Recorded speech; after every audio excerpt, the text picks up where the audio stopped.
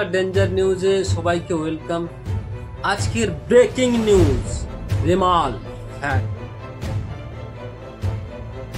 ঠিকই শুনেছেন, রেমালের তাণ্ডব কিন্তু শুরু হয়ে গেছে। জানেন তো ওর গতিবেগ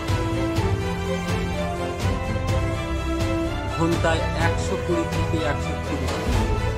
হ্যাঁ, ঠিকই শুনেছেন। 2 পরগনা, উত্তর 24 পরগনা, দক্ষিণ 24 পরগনার উপর বেশি প্রভাব পড়তে চলেছে, তাই আগাম সতর্কবার্তা। হ্যাঁ, আপনার পরিবারকে আপনাকেই সুরক্ষিত রাখতে হবে। তার জন্য কি কি করবেন? 1, নদী উপকূল থেকে দূরে থাকুন, পাকা বাড়িতে আশ্রয় নেন,